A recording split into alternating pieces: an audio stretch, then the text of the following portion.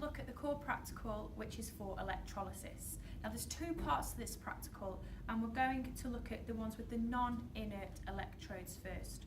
So I'm going to talk through a few kind of key words for this first. We're going to be looking at the electrolysis of copper sulfate, which is this nice blue colour. This is the electrolyte.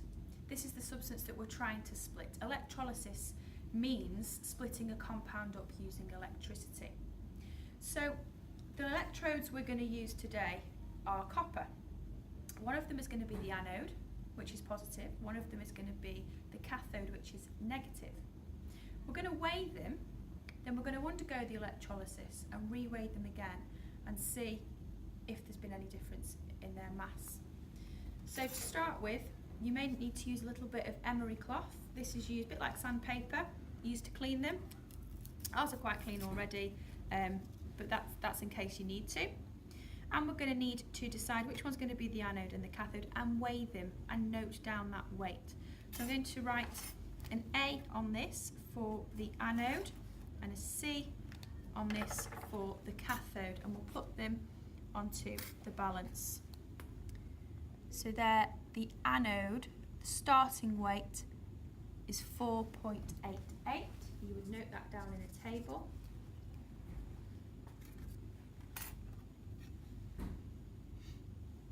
And the cathode is 4.73.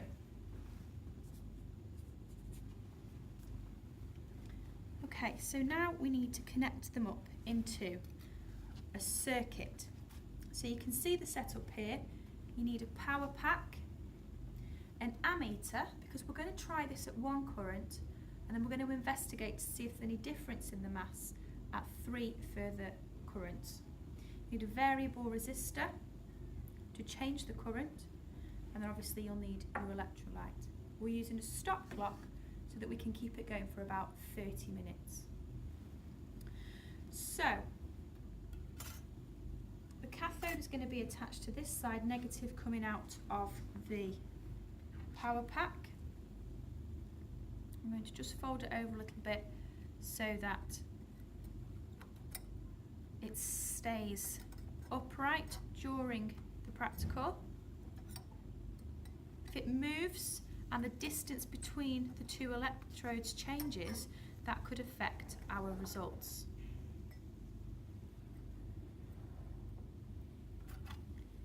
We'll do the same with the other side, the positive.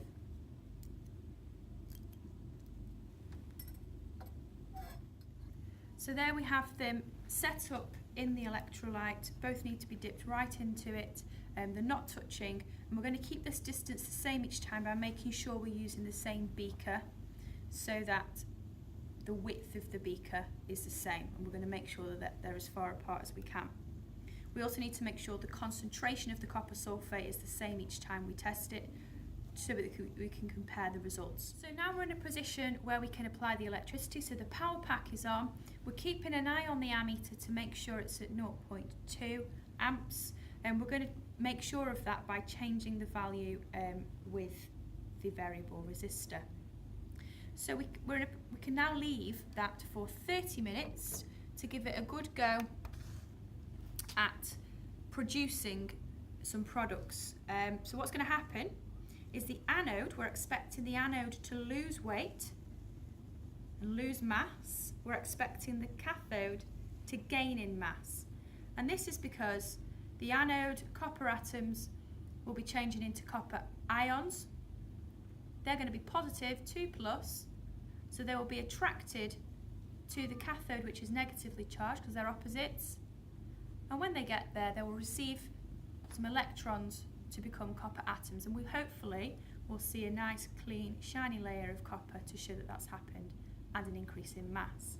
So it's been on for 30 minutes now, so it's time to re-weigh them. But before we do that, we actually need to rinse them with a couple of chemicals. The first one is just simply with some distilled water. So I can take them out of the circuit, switch the power supply off, and I'm just going to rinse them gently with some distilled water, just to get rid of any unwanted excess chemical that should be on there that we don't want in our results.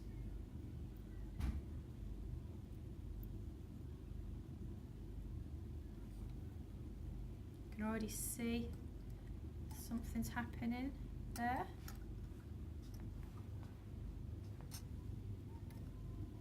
The same with the cathode.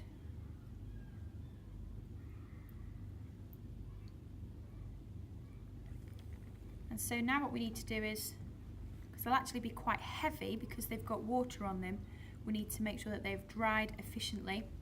So we're just going to go to the fume cupboard and dip them in propanone, which will evaporate very quickly off the surface and leave them dry for weighing. Fume cupboard, got some propanone there in a beaker. The reason for the fume cupboard is this liquid is extremely flammable and it can cause eye irritation and a lot of drying and cracking of the skin if it was to be in contact. So the fumes here are just taken straight up out through the top of the building. So we'll just dip them in.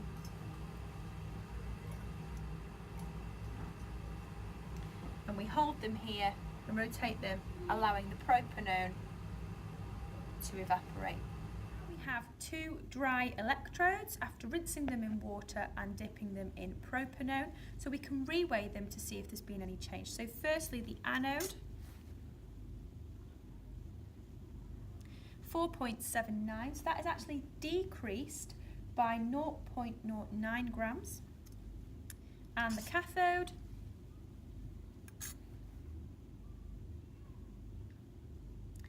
also 4.79 grams, so that is increased by 0.06 grams. Now we perhaps would be expecting them to be the same, how much has been lost has been gained on the other one, but it's not, and that could be for a few reasons. Maybe the propanone hadn't evaporated completely, perhaps the water didn't rinse off all the impurities. There's a few reasons for that.